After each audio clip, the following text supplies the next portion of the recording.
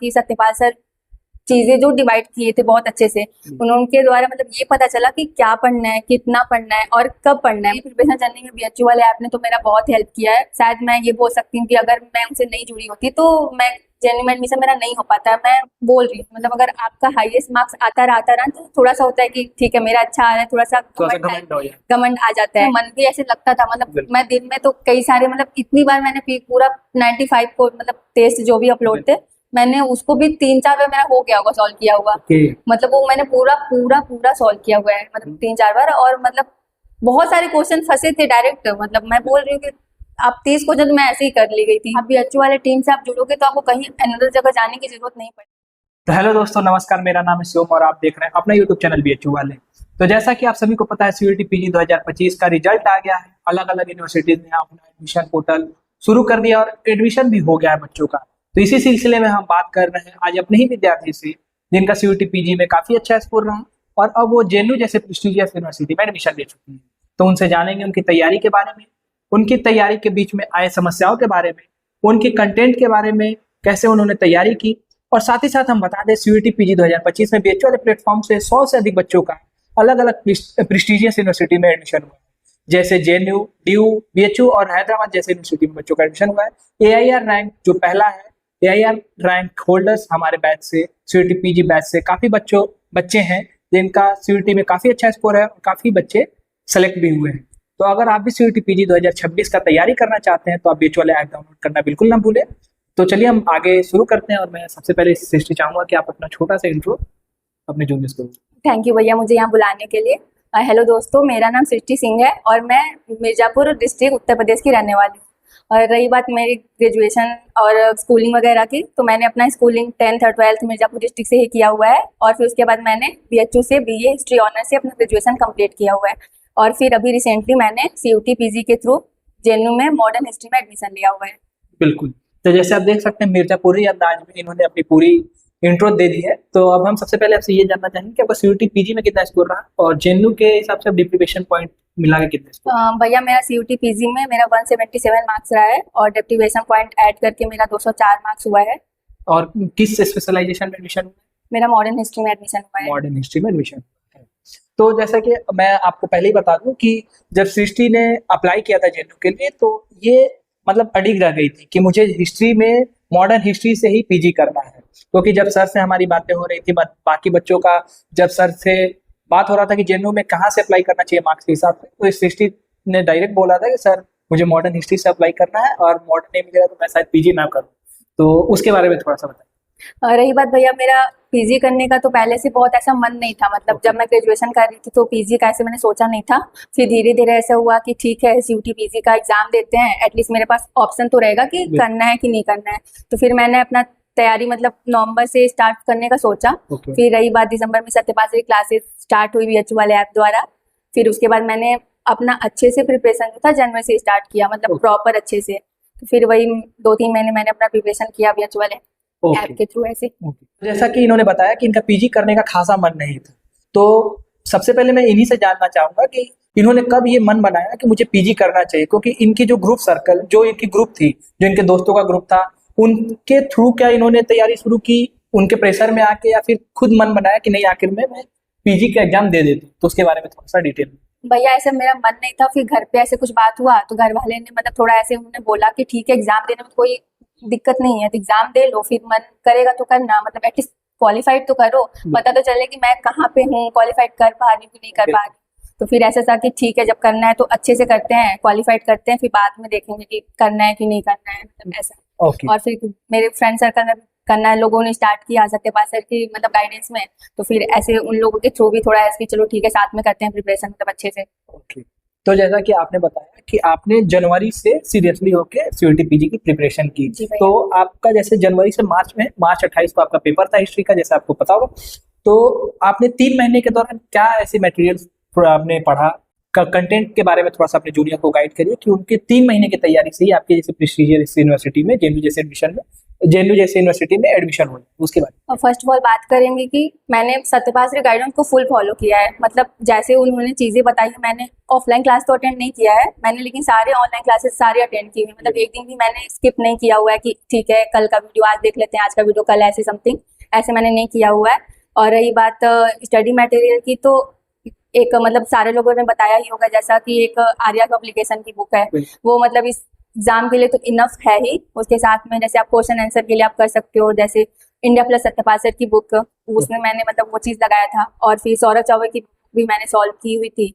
And last में मतलब ऐसे मार्च के टाइम पे, मतलब मार्च में मैंने ऐसे एजीपी सॉल्व किया था कुछ। ओके, जैसे सत्यपाल सर ने बोला था कि एजीपी सॉल्व करके एग्जाम में थोड़ा कॉन्फिडेंस बूस्ट हो जाए, जी भैया। क्योंकि पिछले कुछ बार से जो एनटीए का पूछने का तरीका है वो नेट लेवल का क्वेश्चन वो सीईटी में भी बच्चों से पूछ ले रहा है। तो थोड़ा सा सृष्टि ये बताइए कि जैसे क्या 3 महीना इनफ है सीईटी पीजी क्रैक करने के लिए और जेएनयू जैसे प्रेस्टिजियस यूनिवर्सिटी में एडमिशन पाने के लिए?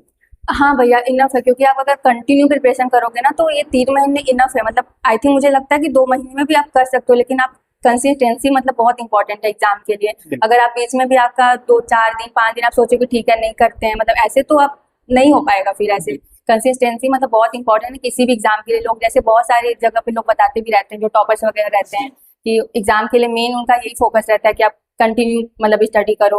और मेन ऐसे निकालने का मेरा ऐसे था कि सत्यपाल सर चीजें जो डिवाइड किए थे बहुत अच्छे से, उनके द्वारा मतलब ये पता चला कि क्या पढ़ना है, कितना पढ़ना है और कब पढ़ना है। मतलब चीजें ऐसे वो बताते थे कि ठीक है आप 15 दिन तक ये कंप्लीट करो, फिर उसके बाद आप ये स्टार्ट करो, उसके बाद आप ये लगाओ। मतलब चीजें वो बहुत इतनी अच्छे से बताया कि मतलब बहुत ज्यादा प्रॉब्लम ऐसे हुई नहीं मुझे। बिल्कुल एकदम सिस्टमेटिक वे से और बकायदा एकदम प्रोसेस बाई प्रोसेस आप आगे बढ़ दी गई। ठीक है, तो सृष्टि थोड़ा सा आप ये बताइए कि जैसे कि आपका सीयूटी में आपने जो स्कोर बताया, तो जैसे कि आपने बोला कि मैं और अच्छा कर सकती थी, जैसे हमारी बात हो रही थी, तो ऐसी क्या कमी रही होगी कि थोड़ा मार्क्स और अच्छे आ सकते थे? उसके बारे में थोड़ा सा बताइए बच्चों को कि वो गलती ऐसा जो आपने गलती किया वो गलती ना करें और उनके सीयूटी में और काफी अच्छे स्कोर आए। भैया गलती यहाँ पे मेरी ये हुई थी कि मैंने मतलब अलग अलग शायद बुक से ज्यादा क्वेश्चन मैंने कर लिया था। मतलब मुझे और चीजों का रिवीजन करने का टाइम नहीं मिल पाया था क्वेश्चन वगैरह को। मतलब मैं बस सिर्फ थोड़ी ज्यादा बुक शायद मुझे ऐसा लगा कि पर्सनली कि मैंने शायद ज्यादा बुक से मतलब चीजें कर लिया था। और आर्या की रही बात कि आर्या मतलब ऐसे पढ़ना चाहिए कि लोग बोलते हैं कि 3-4 बार पढ़ो अच्छे से, और क्वेश्चन ऐसे आए हुए थे कि प्रॉपर कुछ क्वेश्चन डायरेक्ट उठ के आए हुए थे, जैसे आप लोगों को टेस्ट प्रोवाइड करते थे उससे कुछ कुछ क्वेश्चन डायरेक्ट उठ के आए हुए थे, और कुछ ऐसे 10-15 क्वेश्चन ऐसे भी थे कि जो मतलब हाँ एकदम डीपली ऐसा किया हुआ था कि लोग नहीं कर सकते थे ऐसे। उसको मतलब ऐसे था कि आप पढ़ो अच्छे से, अगर चीजें बुक पढ़े होंगे तो आप कर लोगे। मतलब ये चीज मेरा थोड़ा ऐसे था। तो बच्चों को आप सजेस्ट करना चाहेंगे कि आप बुक्स और पढ़ें आर्या के अलावा? बिल्कुल ठीक है। तो जैसा कि आपने अभी बताया कि पेपर इस बार का जो था थोड़ा टफ था, जैसे थोड़ा डीप में पूछ लिया था, मतलब मॉडरेटली थोड़ा हाई था। मतलब ऐसे कुछ क्वेश्चन ऐसे थे कि बहुत इजी थे कि आप इजीली 30-40 क्वेश्चन कर लोगे। उसके बाद क्वेश्चन थे कि ठीक है मतलब हार्ड थे, मतलब लोगों को बहुत डिफिकल्ट हुआ था करने में। बिल्कुल बिल्कुल।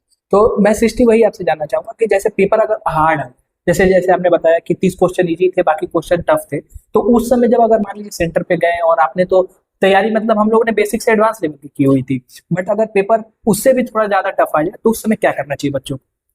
पहले तो अगर आप सेंटर पे गए हो, क्वेश्चन पहले आप पढ़ो, पहले 1-2 बार तो आप अच्छे से पढ़ो क्वेश्चन, और जो आपको क्वेश्चन आ रहा है पहले उसको सॉल्व कर लो कि आप प्रॉपर कितना क्वेश्चन पहले एक बार में कर ले रहे हो। मैंने भी ऐसे किया होता, मैंने मतलब 40 से 45 क्वेश्चन एक बार में किया था। मतलब ऐसे फिर मतलब क्वेश्चन फिर मैं पढ़ी अच्छे से, फिर थोड़ा ऐसे मतलब किया फिर ऐसे। ओके ठीक है सृष्टि, अब आप थोड़ा सा टाइम के बारे में बताइए कि आप कितना देर पढ़ती थी, आपका टाइम टेबल कितना देर रहता था पढ़ने का? जैसे आपने बताया कि जनवरी से आप सीरियस हुई पढ़ने के लिए, तो थोड़ा अपना टाइम टेबल जो रहता था पढ़ने के लिए, जैसे कि आप 3 पोर्शन है, हिस्ट्री में, एंशिएंट, मॉडर्न, मिडाइवल, अलग अलग पढ़ना है, आपको किस में इंटरेस्ट है ज्यादा, एंशिएंट में या मिडाइवल, मॉडर्न में, उसके बारे में थोड़ा सा बताइए। स्टार्टिंग में थोड़े बहुत ऐसे दिसंबर से तो आप टेलीग्राम पे क्विज़ वगैरह स्टार्ट हो गए थे, तो मैं सिर्फ क्विज करती थी। मतलब क्विज वगैरह ज्यादा करती थी, मैं क्लासेस वगैरह उतना नहीं कर पाती थी। फिर जनवरी से है तो मैं क्लासेस सत्यपाल सर की जो ऑनलाइन आती थी मैं उसको देखती थी।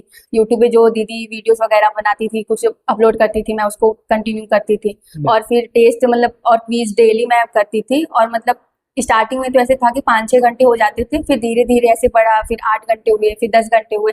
एट द टाइम मतलब लास्ट में ऐसा हुआ कि 12 घंटे भी तक मतलब गया है। बिल्कुल, तो मैं शिष्य भाई आपसे जानने का प्रयास करूं, जैसे मान लीजिए 12 घंटे जो आपने बताया उसमें आप कैसे समय डिवाइड करती थी, कितना देर पढ़ती थी, रिवीजन कितना देर करती थी, क्वेश्चन प्रैक्टिस कैसे करती थी, ताकि आपके जूनियर्स को थोड़ा उससे सहायता हो सके, आपके मतलब बताए हुए फॉलो करेंगे तो उनका भी जेएनयू में एडमिशन हो जाएगा। जी भैया, मैं 12 घंटे में मतलब ऐसे डिवाइड करती थी कि ठीक है, जो क्लासेस वगैरह हैं, टेस्ट है, ये सारी चीजें 2-3 घंटे ऐसे निकाल दिए, ये सिर्फ लेक्चर के लिए मतलब ऐसे है। और फिर कुछ बचा तो खुद से जैसे आर्या पढ़ने का ऐसे है कि 3-4 घंटे मैंने आर्या को दिया। और मैं ऐसा नहीं करती थी कि मैं मॉडर्न, मेडिवल, एंशिएंट साथ में मैं नहीं करती थी। मतलब ऐसे था कि मेरा एक दिन में कोई टॉपिक में पढ़ रही हूँ तो 3-4 घंटे अगर मॉडर्न में लगे तो मैं पूरा मॉडर्न के देती थी, मतलब उसको बीच में छोड़ के मैं नहीं करती थी कि ठीक है इतना एंशिएंट कर लेती हूँ। मतलब ऐसे कि मैंने पूरा पूरा चीजें किया। और फिर रिवीजन की रही बात तो मैं रिवीजन के लिए मतलब क्वेश्चन प्रैक्टिस करती थी ज्यादा से ज्यादा, मतलब ये करती थी ऐसे। मॉडर्न का अगर मैं पढ़ी हूँ तो फिर मॉडर्न से रिलेटेड जितने भी क्वेश्चन ऐसे सारी जगह से थोड़ा मैं उसको सॉल्व करती थी। ओके। और आपका मॉडर्न में इंटरेस्ट भी ज्यादा है, हाँ, क्योंकि आपने एडमिशन भी मॉडर्न से ही मॉडर्न लेना था, इसलिए सिर्फ जेएनयू में आपने अप्लाई किया था। ठीक है। ठीक है। अब थोड़ा सा हम बात करते हैं कि जैसे रिवीजन कितना जरूरी है, तो उसके बारे में बताइए। और अपना हैंड रिटन नोट्स कितना जरूरी है, और आपके लास्ट टाइम में कितना हेल्प हुआ उससे, उसके बारे में थोड़ा, क्योंकि आर्या तो बहुत लेंथी है, आप उससे तो कर नहीं पाएंगे, तो थोड़ा सा उसके बारे मैंने आर्या पढ़ने के साथ साथ में जैसे कुछ कुछ की पॉइंट जो रहते हैं मैं नोट्स करती गई। और फिर रिवीजन बहुत जरूरी है, मतलब मैं बोलूंगी कि मुझे तो टाइम नहीं मिल पाया था, मैं लेकिन बोलूंगी कि आर्या को आप कम से कम 2-3 बार तो अच्छे से पढ़ो, क्योंकि आपको क्वेश्चन करने में बहुत हेल्प मिलती है। मतलब बहुत सारे क्वेश्चन ऐसे भी आते हैं कि डायरेक्ट आपको नहीं पूछेंगे, मतलब आपको पता नहीं होगा, लेकिन आप शायद बुक पढ़े होंगे अच्छे से तो आप बहुत अच्छे से कर लोगे। तो यही मैं बोलूंगी कि रिवीजन बहुत जरूरी है। मतलब ऐसे आप 1-2 घंटे डेली जो पढ़े हो दिन में, तो रिवीजन के लिए तो आप निकालो ही निकालो।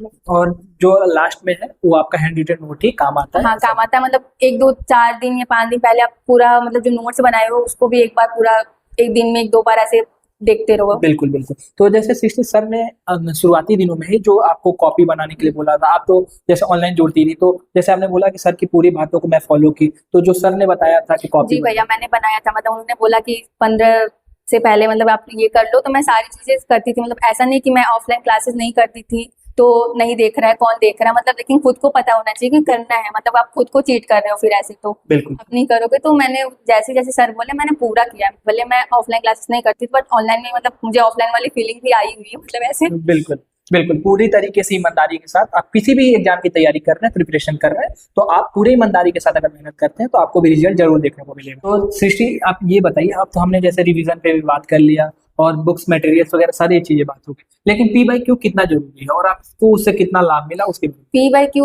बहुत जरूरी है, क्योंकि उससे आपको एक आइडिया मिलता है कि क्वेश्चन कैसे आ रहे हैं। मतलब चीजें आप लोग जैसे डेली टेस्ट में करते हैं तो कुछ क्वेश्चन बहुत सारे रिपीट होते हैं, तो पी बाई क्यूज भी मतलब आप जितनी बार करोगे ना, बहुत सारे क्वेश्चन ऐसे 15-20 क्वेश्चन ऑलमोस्ट फंसेंगे पूरे के पूरे ए टू जेड, मतलब एग्जैक्ट मतलब पूरा फंसेंगे। बिल्कुल तो मैंने पी बाई क्यू भी मतलब ऐसे मैंने 3-4 बार सॉल्व किया हुआ है। जैसे 2010 से लेके 2024 तक मतलब पूरे मैंने बहुत मतलब 2-3 बार मैंने सॉल्व किया हुआ है उसको ओके ऐसे। और क्वेश्चन भी ऐसे नोट कर लेते थे, जैसे होता है कोई क्वेश्चन फंसा जो लगा कि बहुत इंपॉर्टेंट है, मुझे नहीं आया तो एक जगह मैंने क्वेश्चन भी मैं लिखती गई हूँ, मतलब पूरा ऐसे पीवाईक्यू का सारा मतलब एक साथ में ताकि वो माइंड में आपको माइंड में रिकॉर्ड वो रहे मैं मुझे ऐसे। तो अब हम आगे आपसे ये सृष्टि जानना चाहेंगे कि जैसे कि टेस्ट सीरीज, जैसे मान लीजिए आप तो पढ़ते गई पढ़ते गई पढ़ते गई, लेकिन आपने आपको आकलन करने के लिए टेस्ट लगाना जरूरी है।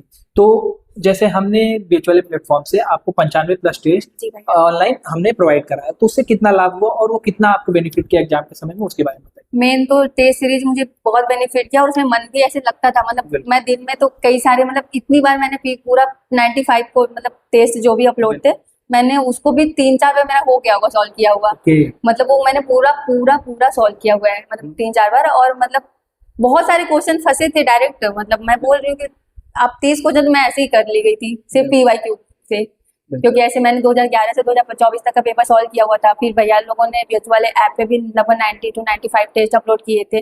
बहुत सारे क्वेश्चन के लिए वो इनफ है, मतलब ऐसे। बिल्कुल। तो क्या जो 95 टेस्ट आपने सॉल्व किया और एग्जाम में जब आप जब एग्जाम सेंटर में गई, जब आप एग्जाम जब क्वेश्चन पेपर आप जब देख रही थी, तो आपको कुछ थोड़ा सा पैनिक हुई क्वेश्चन पेपर देख के, या फिर जो टाइम लिमिट यहाँ दी जाती थी 35 मिनट में आपको पूरा पेपर करना, 75 क्वेश्चन वहां को 1.5 घंटे मिले थे, तो उसमें कितना चेंजेस थे उसके बारे में? और टाइम तो मुझे थोड़ा कम लगा। मतलब यहाँ पे ऐसे हम लोग सोच रहे थे कि ठीक है यहाँ पे इतना क्वेश्चन 30 मिनट में कर ले रहे हैं, वो 1.5 घंटे देंगे तो क्या करेंगे हम लोग बैठ के, मतलब मन ऐसे करके गया था वहां पे कि क्या करेंगे। बट वहां पे ऐसे था कि इजी क्वेश्चन तो ठीक है तुरंत हो गए, बट जो लेंथी क्वेश्चन है वो पढ़ते पढ़ते टाइम का पता नहीं चला।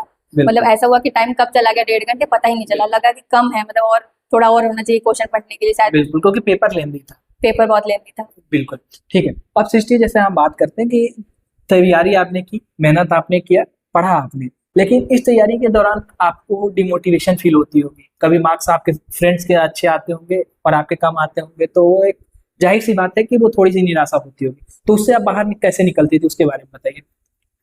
उससे बाहर निकलने के लिए पहला तो होता है कि घर पे बात करना, मतलब ये तो मस्ट है। मतलब ऐसे फिर घर पे भी ऐसे बोलती थी कि इस टाइम नंबर ऐसे कम आ रहे हैं, मतलब क्या करूं। फिर घर पे भी मम्मी ऐसे थी तो वो बोलती थी कि ठीक है करो, करती जाओ, अभी तो स्टार्ट है, अभी टेस्ट तो नहीं दे रही, मतलब किसी में अच्छे आ रहे हैं किसी में खराब आ रहे हैं, तो ऐसा तो नहीं होता कि आप हमेशा ही अच्छा करो।